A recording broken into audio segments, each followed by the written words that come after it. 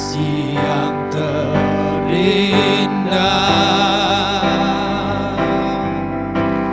hati yang mulia,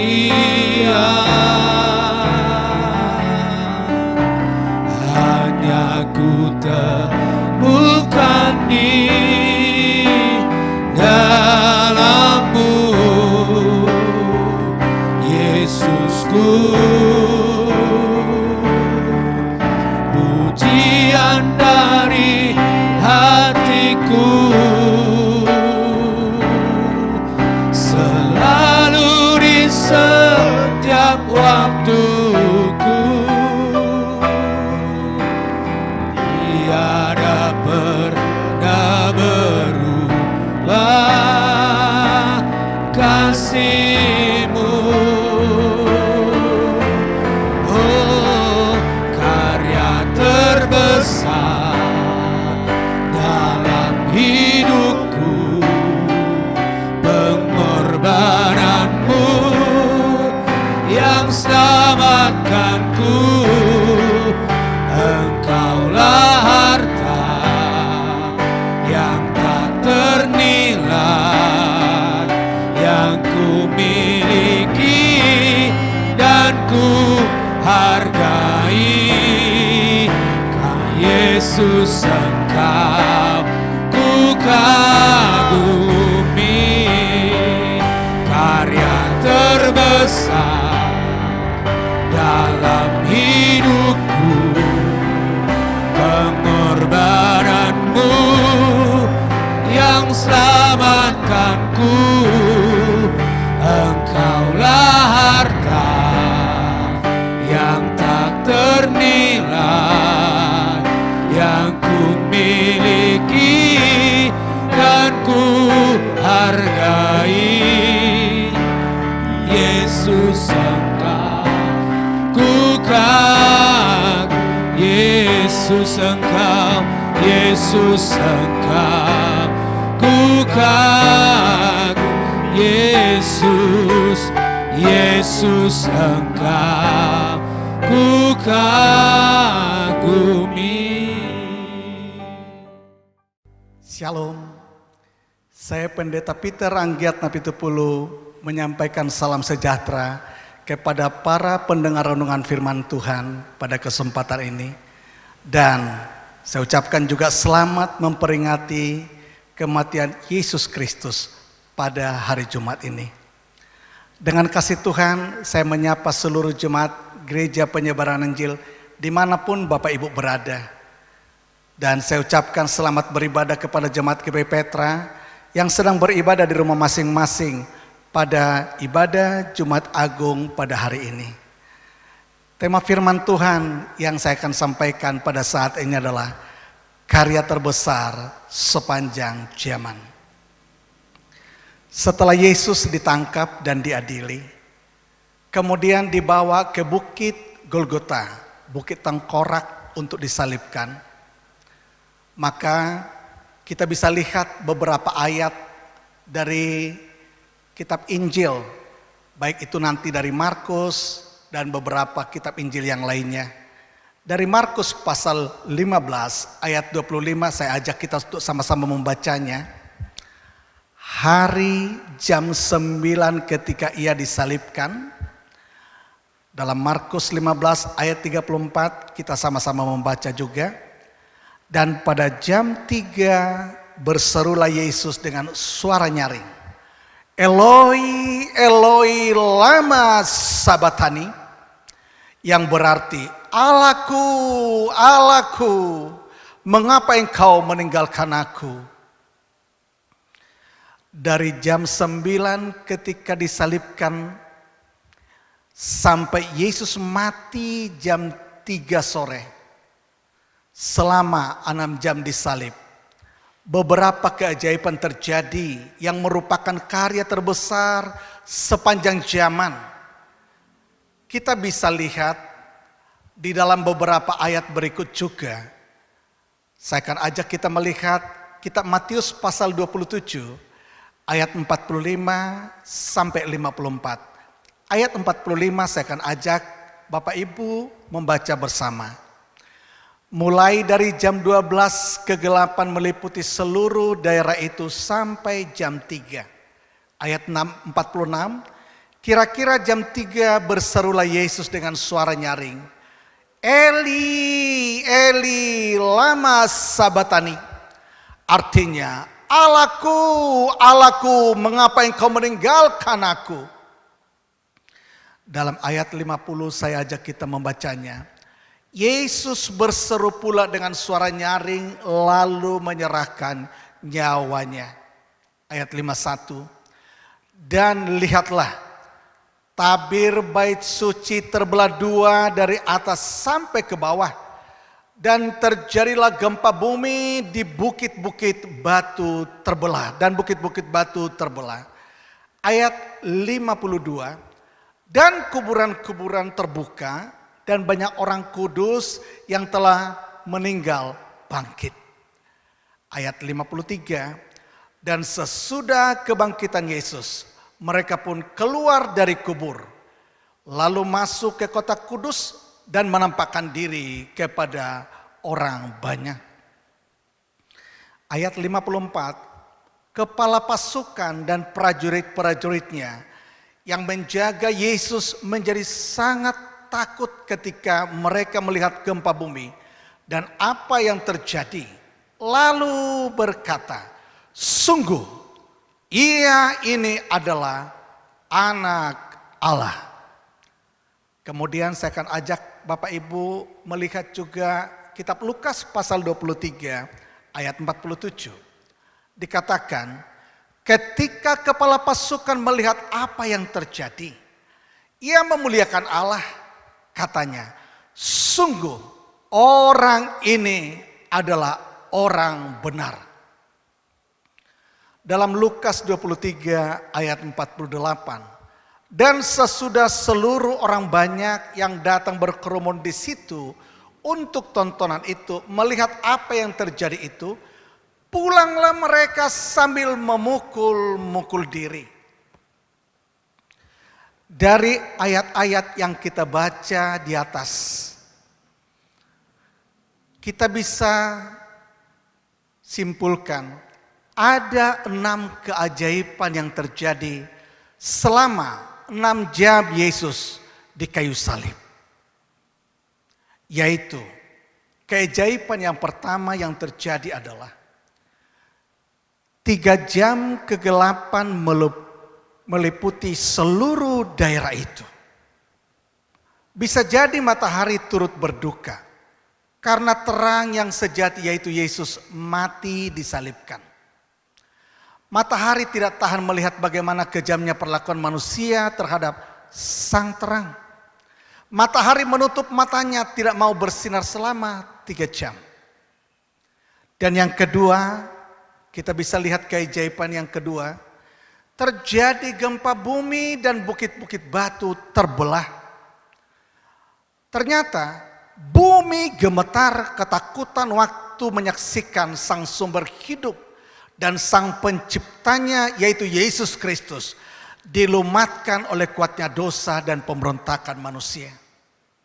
Dan yang ketiga, keajaiban yang ketiga, tabir bait suci terbelah dua. Yang terbelah adalah tirai yang memisahkan ruang kudus dan ruang maha kudus. Sejak itu sampai hari ini, kalau kita datang kepada Allah, tidak perlu lagi melalui perantaran imam besar. Kita bisa langsung berhubungan dengan Allah dan bersekutu langsung kepada Tuhan. Puji Tuhan, ini berkat Tuhan saudaraku bagi kita.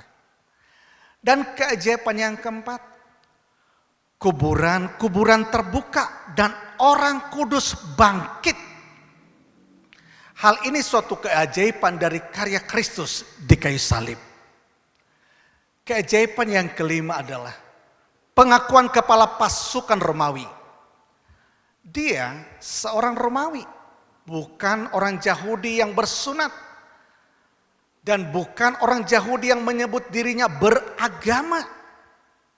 Rupanya sejak dia menangkap Yesus sampai ketika menyaksikan penyaliban dan kematian Yesus, Termasuk saat menyaksikan keajaiban selama 6 jam Yesus disalib. Akhirnya dia pun bisa menyimpulkan dan bersaksi di hadapan semua orang yang ada di Golgota pada saat itu.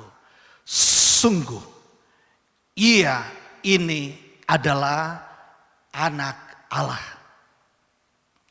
Sungguh orang ini adalah orang benar dalam Lukas 23 ayat 47.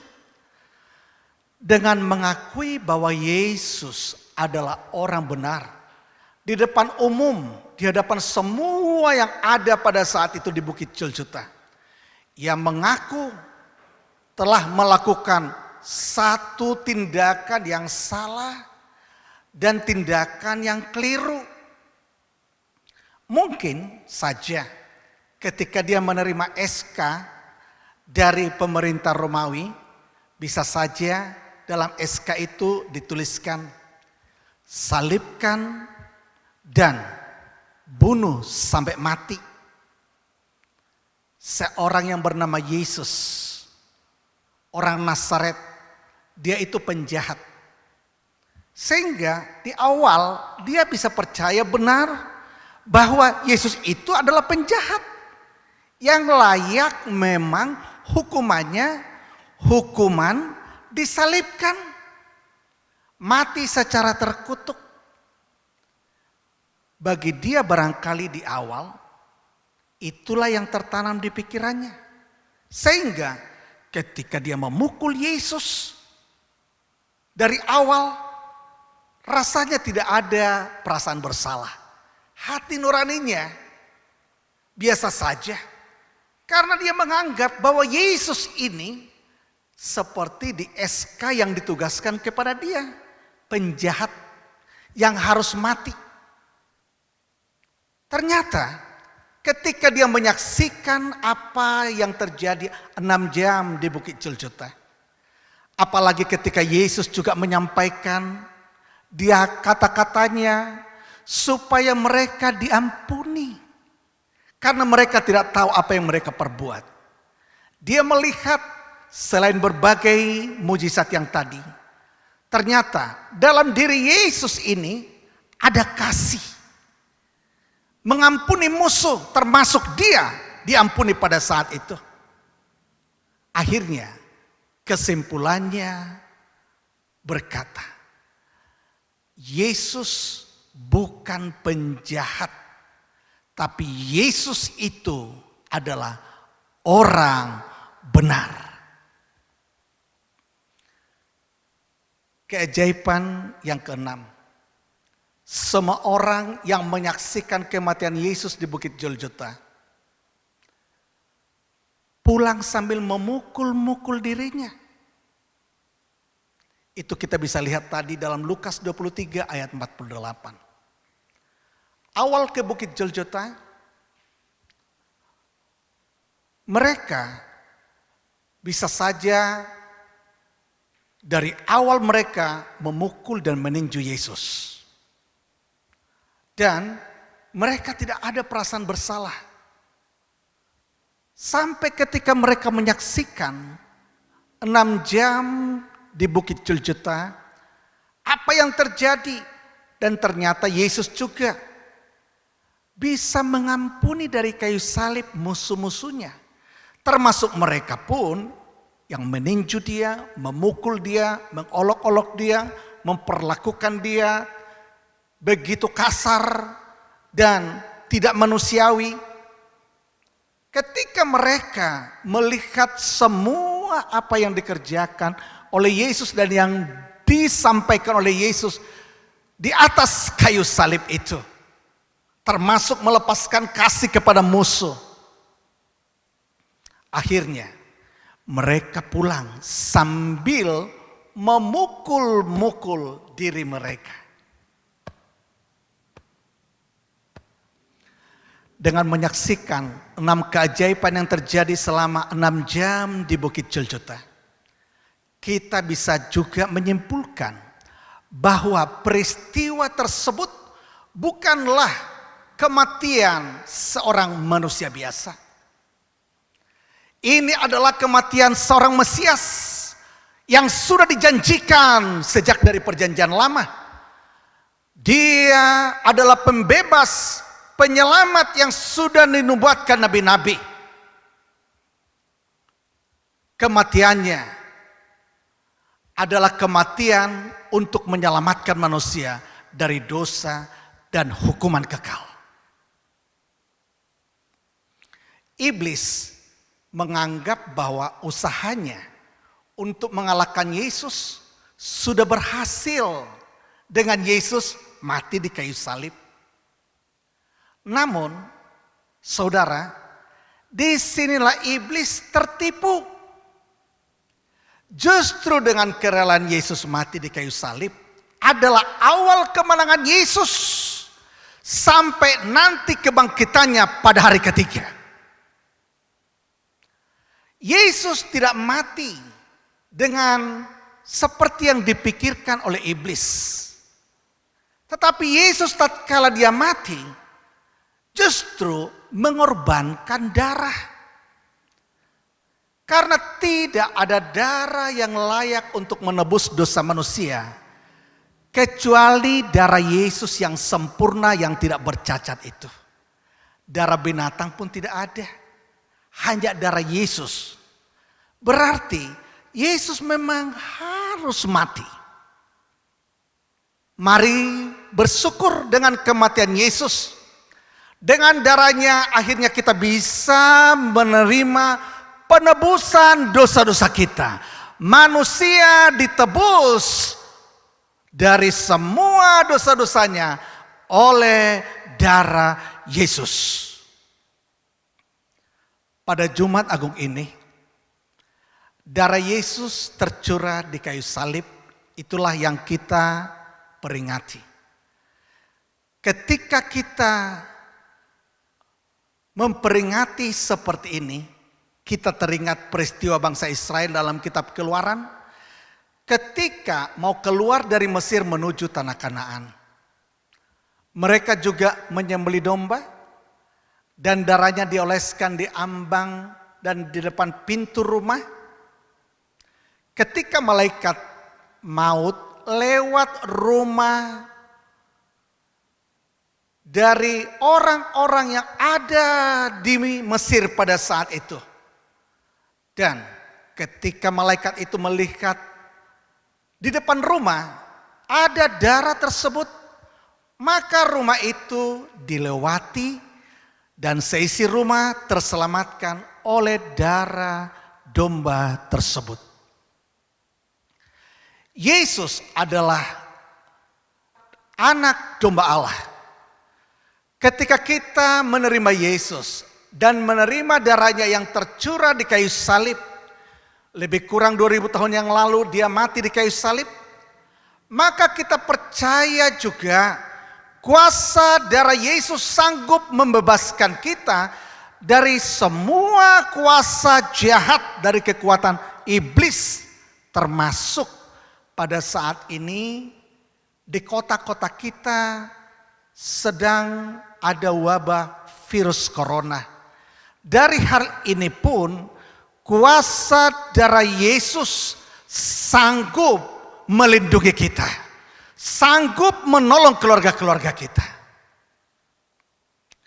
Kuasa darah Yesus berkuasa melindungi dan menolong kita dan menolong saudaraku keluarga besar kita juga yang percaya kepada kuasa darah Yesus itu.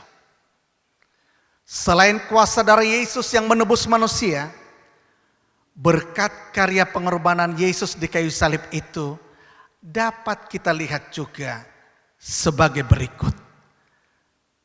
Setidaknya ada 5 berkat dari karya terbesar Kristus di kayu salib. Banyak memang berkat kematian Kristus, tetapi yang saya sampaikan setidaknya 5 ini. 5 berkat dari karya besar Kristus di kayu salib bagi kita, bagi semua orang yang percaya kepada pengorbanannya. Yang pertama, ketika kita percaya kepada pengorbanan Kristus, dosa kita disucikan oleh darah Yesus. Itu kita bisa lihat dalam 1 Petrus pasal 2 ayat 24a. Yang kedua, penyakit kita disembuhkan oleh bilur Yesus Kristus. Itu pun kita bisa lihat dalam 1 Petrus pasal 2 ayat 24b. Yang ketiga, kutuk diganti jadi berkat.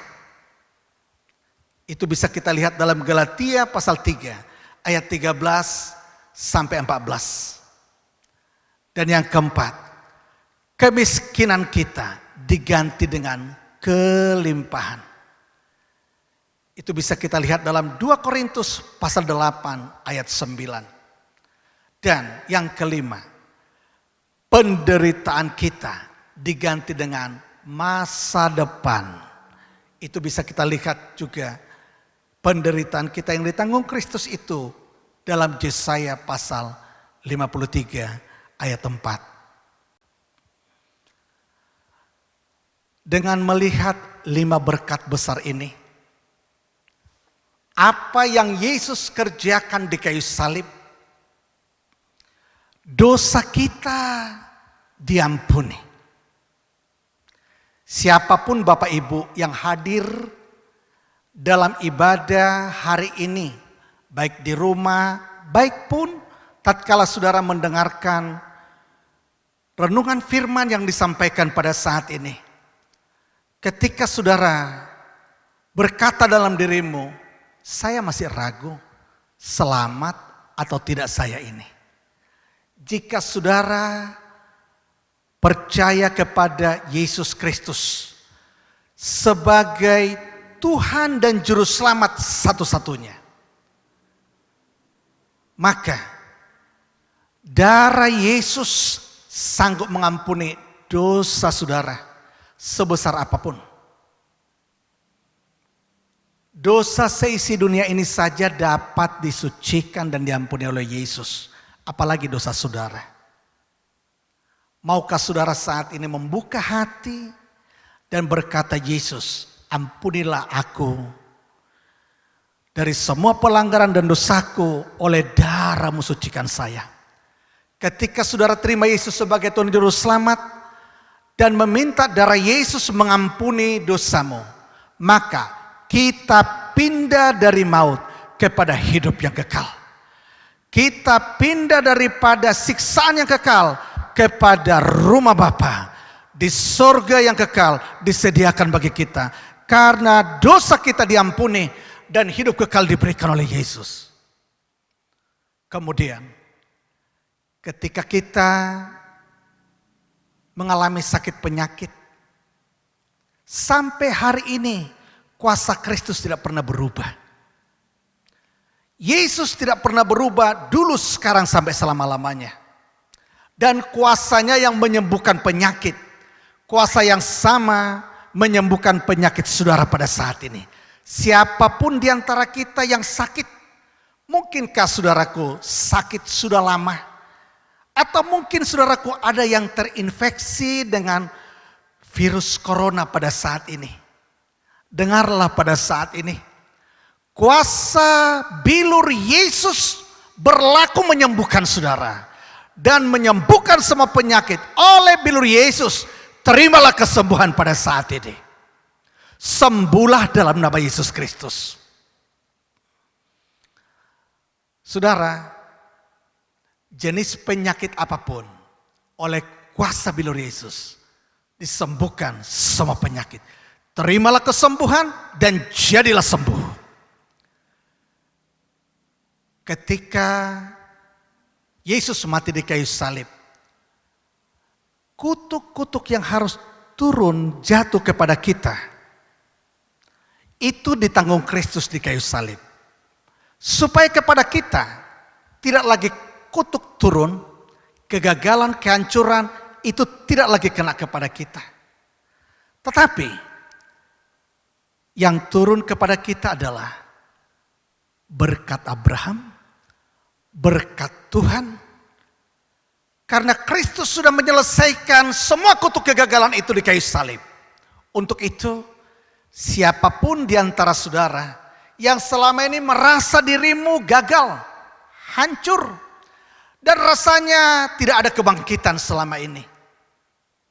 Baik itu masalah pernikahan, masalah tunangan, masalah sekolah, kuliah, dan banyak kegagalan di dalam usaha pekerjaan yang lainnya. Saat ini dengar, ini berita dari firman Tuhan yang berkata kepada kita bersama, Kristus sudah menanggung kegagalanmu. Kristus sudah menanggung kutukmu. Dan terimalah pada saat ini pembebasan dari semua kegagalan itu. Terima berkat Tuhan pada saat ini. Kristus juga telah menjadi miskin. Ketika dia disalib, ternyata pakaian dia pun itu diundi dan dia hanya memakai pakaian seada-adanya saja. Betapa miskinnya Yesus di kayu salib. Dan kemiskinan itu adalah menanggung semua kemiskinan orang yang percaya. Dia menjadi miskin supaya kekayaannya, kelimpahannya menjadi milik kita yang percaya kepada Dia. Mungkin Bapak Ibu berkata, tapi selama ini saya belum seperti orang lain yang memiliki berkat dan kelimpahan. Ya, tapi hari ini, di Jumat Agung ini, ketika saudara dengar firman Tuhan hari ini, terimalah iman bahwa semua kemiskinan kita sudah ditanggung Kristus di kayu salib. Dan gantinya terimalah kekayaan Tuhan turun menjadi milik kita pada saat ini. Terima iman untuk menjadi orang yang diberkati oleh Tuhan. Ketika Kristus mati di kayu salib, penderitaan kita yang ditanggungnya. Apakah penderitaan Bapak, Ibu yang saudara alami dan saudara-saudara selama ini alami? Apakah penderitaan karena dari orang tua kita, keluarga kita, ada banyak penderitaan di sana sampai kita mulai dewasa saat ini, berbagai penderitaan kita alami. Apakah ada penderitaan karena memang diperlakukan kita tidak adil oleh orang-orang tertentu? Penderitaan apapun itu. Dengarlah firman Tuhan pada saat ini. Yesus telah memikul semua penderitaan kita. Supaya Tuhan pun memberikan kepada kita masa depan yang penuh dengan harapan. Terimalah pada saat ini masa depan yang penuh harapan. Dan izinkan pada saat ini semua penderitaan kita ditanggung Kristus di kayu salib. Inilah merupakan berkat yang Kristus Yesus lakukan. Karya terbesar di kayu salib dengan kematiannya di kayu salib. Dengan pengorbanan Yesus di kayu salib ini telah menyelamatkan banyak orang. Pengorbanannya seperti biji gandum yang jatuh ke dalam tanah dan mati. Kemudian menghasilkan banyak buah. Dalam Yohanes pasal 14 ayat yang ke-24 dikatakan, Aku berkata kepadamu, sesungguhnya jika biji gandum tidak jatuh ke dalam tanah dan mati, ia tetap satu biji saja. Tetapi jika ia mati, ia akan menghasilkan banyak buah. Buah yang Yesus kerjakan, hasilkan, dimulai dari pribadinya. Dan berikutnya bertambah dengan hadirnya murid-muridnya dan pengikut-pengikutnya. Itu merupakan buah yang banyak. Yang juga kita bisa melihat di dalam beberapa hal berikut ini.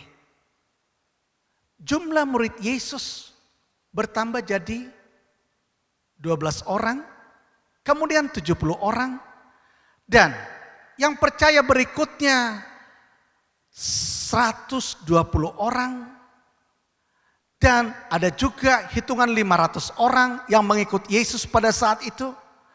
Dan ketika pencurahan Roh Kudus terjadi, maka Petrus berkhotbah, orang percaya di loteng Yerusalem menerima kuasa Roh Kudus, dan ketika Petrus berkhotbah 3.000 orang bertobat, meningkat menjadi 5.000 orang, dan naik lagi menjadi 100.000 orang. Ketika Stefanus meninggal, orang memperkirakan jumlah orang percaya sudah 100.000 orang. Sementara di Yerusalem pada saat itu populasi penduduknya hanya 200.000 orang. Artinya setengah sudah menjadi pengikut Kristus. Ini buah yang banyak. Dari awal Yesus, saudaraku, hanya 1 orang, tetapi terus bertambah-tambah. Dan berikutnya tersebar di seluruh Asia Kecil hingga ke Spanyol, Roma, yaitu di Eropa. Orang mendengarkan berita Injil dan orang juga diselamatkan. Kemudian tersebar ke seluruh dunia, termasuk ke Indonesia hingga di tempat kita sekarang ini. Dan dari data yang saya ambil, yang sumbernya dari Center for the Study of Global Christianity at Gordon Conwell Theological Seminary di Amerika, dikatakan di sana bahwa tahun 1970 orang Kristen itu sudah 1,7 miliar. Dan tahun 2000 orang Kristen sudah 2,6 miliar. Luar biasa buah ini.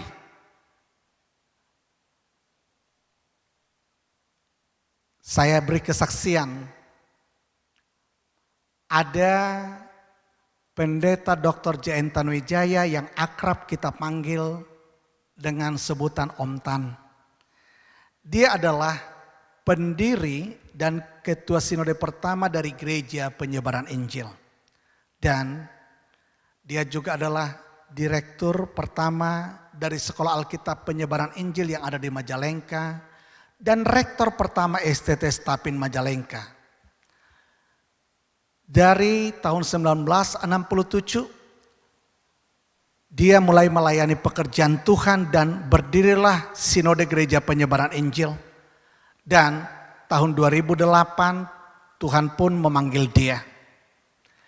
Dengan kerelaannya untuk berkorban dan kerelaan daripada anak-anak kandungnya dan anak-anak rohaninya berikutnya, maka gereja lokal, Gereja Penyebaran Injil sekarang sudah hampir 500 gereja lokal untuk di seluruh Indonesia. Dimulai dari 1 orang Om Tan. Di momen Jumat Agung ini, selain kita menerima anugerah keselamatan dan 5 berkat dari pengorbanan Yesus di kayu salib, bersediakah kita berkorban seperti biji gandum yang jatuh ke tanah dan mati kemudian menghasilkan banyak buah? Dengan peristiwa darurat COVID-19 sekarang ini, kita memang beraktivitas banyak di rumah dan banyak juga yang beribadah di rumah. Tetapi ini adalah sementara waktu saja. Bersediakah kita ketika kita beribadah di rumah, bapak-bapak, atau kalau tidak ada bapak, ibu, atau saudara, siapa saja saudaraku di rumah, bersediakah kita untuk menjadi imam? Untuk membawa seisi keluarga kita menerima 5 berkat pengorbanan Yesus Kristus di kayu salib. Pengorbanan dan kematian Yesus yang kita peringati hari ini akan lebih bermakna jika kita bersedia bukan hanya menerima berkat-Nya, tetapi juga bersedia menjadi berkat bagi banyak orang. Itu sebabnya Bapak Ibu sekalian, Kristus sudah mati di kayu salib. Dan lewat pengorbanannya, keselamatan sudah datang ke dunia ini. Bersediakah Bapak Ibu juga berkorban? Supaya melalui saudara menyampaikan berita keselamatan, bahkan memuridkan orang lain pun diselamatkan. Dunia menerima apa yang Yesus kerjakan di kayu salib. Mari kita berdoa. Bapa dalam Yesus Kristus, kami berterima kasih kalau Kristus Yesus ketika mati di kayu salib, keajaiban yang luar biasa terjadi selama Kristus Yesus di kayu salib.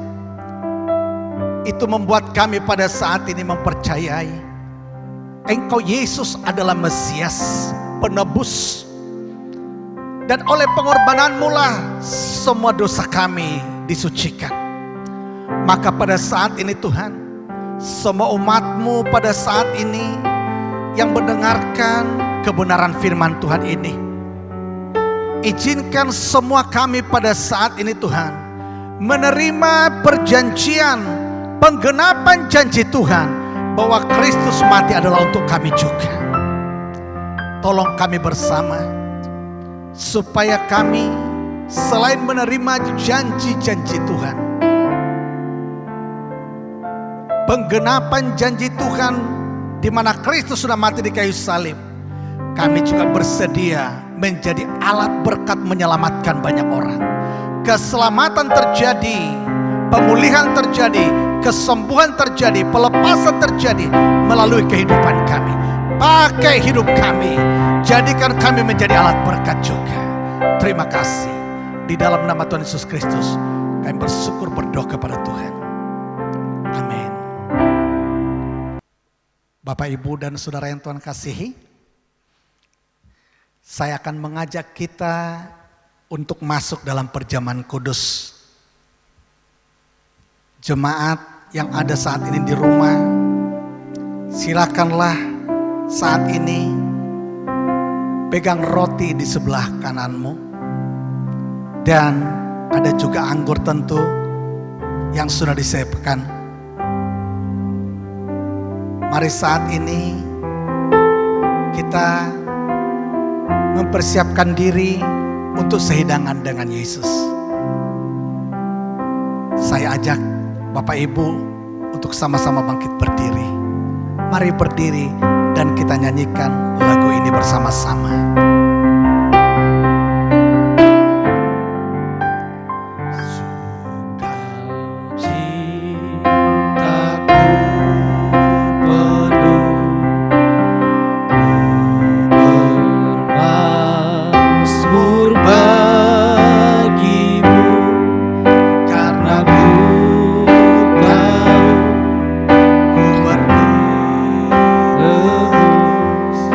Oleh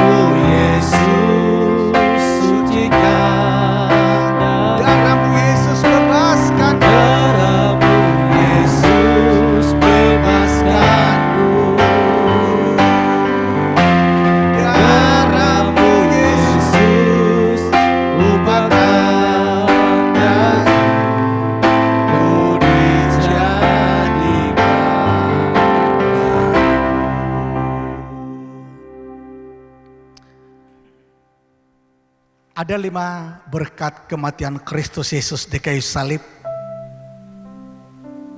Yang pertama, dosa kita disucikan oleh darah Yesus. Yang kedua, penyakit kita disembuhkan oleh bilur Yesus. Yang ketiga, kutuk diganti dengan berkat. Dan yang keempat, kemiskinan kita diganti dengan kekayaan Tuhan. Dan yang kelima, penderitaan kita diganti dengan masa depan yang penuh dengan harapan. Saya akan ajak Bapak Ibu mendengar kebenaran firman yang saya bacakan saat ini. Dari 1 Korintus pasal 12 ayat 23 sampai 26. Sebab apa yang telah kuteruskan kepadamu, telah aku terima dari Tuhan, yaitu bahwa Tuhan Yesus pada malam waktu ia diserahkan mengambil roti, dan sesudah itu ia mengucap syukur atasnya, ia memecah-mecahkannya dan berkata, inilah tubuhku yang diserahkan bagi kamu, perbuatlah ini menjadi peringatan akan aku. Demikian juga ia mengambil cawan sesudah makan, lalu berkata, cawan ini adalah perjanjian baru yang dimeteraikan oleh darahku. Perbuatlah ini setiap kali kamu meminumnya, menjadi peringatan akan aku. Sebab setiap kali kamu makan roti ini dan minum cawan ini, kamu memberitakan kematian Tuhan sampai ia datang. Saya ajak saudara, angkatlah roti pada saat ini. Mari berdoa. Tuhan Yesus Kristus, terima kasih buat pengorbananmu di kayu salib. Pecahan tubuhmu ada di tangan kami pada saat ini. Saat ini kami mempercayai bahwa tatkala kami makan dari tubuh Kristus, kelima berkat pengorbanan Kristus ini menjadi milik kami bersama.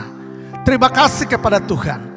Kami saat ini percaya bahwa Tuhan membuat kami memiliki kesempatan mengalami penggenapan janji tersebut di dalam nama Tuhan Yesus Kristus. Bukankah roti yang dipecah-pecahkan itu adalah persekutuan dalam tubuh Kristus? Terimalah, makanlah dengan iman dalam nama Tuhan Yesus Kristus. Mari makan dalam nama Tuhan Yesus Kristus.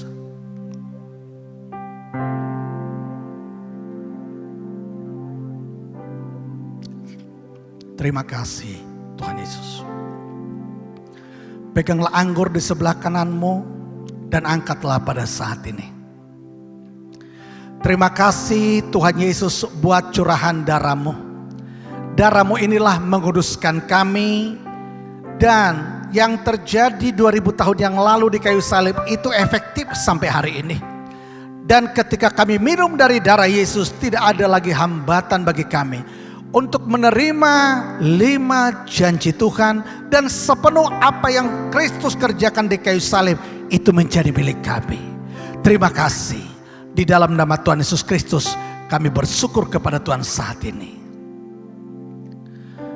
Bukankah cawan berkat yang atasnya kami ucapkan syukur itu adalah persekutuan dalam darah Kristus? Terimalah, minumlah dengan iman dalam nama Tuhan Yesus Kristus. Mari minum bersama-sama.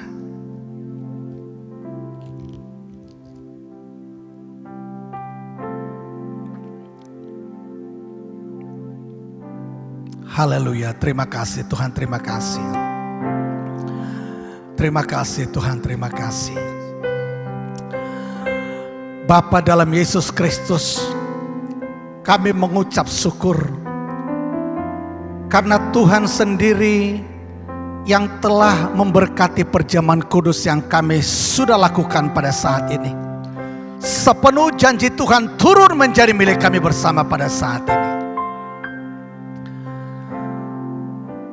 Jika ada di antara umat-Mu saat ini Tuhan, yang ragu tentang kepastian keselamatan, selamatkanlah umat-Mu pada saat ini. Oleh darah Yesus terjadilah pada saat ini keselamatan bagi umatmu yang percaya kepada Engkau saat ini. Dan jika umatmu ada yang sakit dimanapun berada, jemaat Tuhan, kalau saudara sakit, taruh tanganmu di bagian yang sakit pada saat ini. Dan saat ini percayai kuasa bilur Yesus menyembuhkan dan memberikan pembebasan, pemulihan sempurna kepada saudara. Taruh tanganmu di bagian yang sakit. Mari berdoa pada saat ini. Bapa dalam Yesus Kristus, semua tangan yang ditaruh di bagian yang sakit, kami saat ini Tuhan mempercayai oleh bilur Yesus semua penyakit disembuhkan. Maka semua jenis penyakit apapun yang ditaruh pada saat ini tangan di bagian yang sakit dari tubuh jemaatmu, semua sakit penyakit ini kami tolak keluar dalam nama Yesus Kristus. Oleh bilur Yesus jadilah sembuh pada saat ini juga. Kalau ada di antara umatmu Tuhan yang sakit karena yang terinfeksi virus corona, oleh kuasa bilur Yesus kesembuhan juga turun dan menyembuhkan semua yang sakit pada saat ini. Jadilah sembuh dalam nama Yesus Kristus. Terima kasih kepada Tuhan. Buatlah semua umatmu pada saat ini, kalau ada yang merasa gagal hidupnya, ada kutuk, patahkanlah kutuk itu dan lepaskan. Gantilah menjadi berkat dalam kehidupan umatmu. Semua kegagalan dipatahkan dalam nama Yesus. Berkat Tuhan turun pada saat ini bagi semua umat Tuhan yang mendengar firman Tuhan pada saat ini. Dan kalau kami selama ini masih merasa diri kami miskin dan belum keluar dari situasi ekonomi yang seperti itu, kami percaya kepada janji Tuhan. Kristus sudah mati di kayu salib supaya kemiskinan kami ditanggung Kristus dan kekayaan Kristus turun menjadi milik kami. Maka semua umatmu pada saat ini, berilah kekayaanmu kepada umatmu, bebaskan dari semua kemiskinan di dalam nama Yesus Kristus. Semua penderitaan umatmu bebaskan pada saat ini, bentuk apapun Tuhan. Dan ganti dengan masa depan yang penuh dengan harapan di dalam nama Tuhan Yesus Kristus. Kami berdoa sepakat pada saat ini buat situasi di bangsa Indonesia yang sedang darurat COVID-19. Kami mohon supaya Tuhan berikan hikmat kepada pemerintah kami, agar ada percepatan untuk langkah-langkah memutus rantai daripada penyebaran virus corona ini. Dan kami berdoa pada saat ini hikmat Tuhan turunlah kepada pemerintah kami. Dan tolonglah semua elemen di bangsa ini juga dapat bekerja sama dengan pemerintah. Dan tolonglah supaya kami juga mengalami Tuhan situasi ini dan kemenangan segera terjadi di bangsa Indonesia. Jika ada di antara yang terjangkit dan terkena virus corona ini, saat ini Tuhan sembuhkanlah oleh kuasa bilur Yesus. Kesembuhan mengalirlah pada saat ini. Dan jika ada keluarga-keluarga yang akhirnya kehilangan anggota keluarga mereka dan meninggal, hiburkanlah mereka dan berikan kepada mereka pengharapan Tuhan. Dan buat mereka kuat dalam menjalani hari-hari mereka saat-saat ini ke depan. Jika ada di antara umatmu yang akhirnya mengalami kendala dalam pekerjaan, keuangan pun akhirnya bermasalah karena pekerjaan tidak bisa seperti sedia kala, kami berdoa pada saat ini, peliharalah umatmu pada saat ini Tuhan dengan cara-caramu. Berilah kepada mereka Tuhan berkat dengan cara-caramu. Kami bersyukur kalau pemerintah telah mengalokasikan dana untuk dapat menolong orang-orang yang di bawah atau orang-orang yang berkekurangan Tuhan, yang miskin. Kami berdoa pada saat ini juga buat umatmu yang mengalami kendala di pekerjaan, buka jalan keluar, buka berkat. Izinkanlah Tuhan semua umatmu tidak ada yang kelaparan, tapi diberkati secara Tuhan Yesus sandang pangan, dan itu terjadi pada saat ini. Pelihara umat-Mu dalam nama Yesus. Kami berdoa pada saat ini Tuhan, biarlah mulai hari ini di bangsa kami terhindar dari semua ketakutan, semua kekhawatiran akibat daripada virus corona ini. Kami saat ini nyatakan di dalam nama Yesus, semua Tuhan bangsa Indonesia, semua umat-Mu pada saat ini, bebaskan dari ketakutan, bebaskan dari semua kekhawatiran, bebaskan dari kecemasan pada saat ini, stres dalam nama Yesus Kristus. Ganti dengan sukacita di pikiran dan di hati kami. Turunlah damai sejahtera dari Tuhan. Terima kasih kepada Tuhan. Diberkatilah umat-Mu pada saat ini, siapapun yang mendengar firman Tuhan pada saat ini. Terima kasih. Di dalam nama Tuhan Yesus Kristus kami bersyukur, berdoa kepada Tuhan. Amin. Tuhan memberkati. Dan 3 hari lagi kita akan beribadah merayakan kebangkitan Kristus. Tetaplah dalam iman kepada Yesus Kristus sebagai Tuhan yang sudah menyelamatkan dan yang sudah berkemenangan bagi kita. Tuhan Yesus memberkati. Shalom.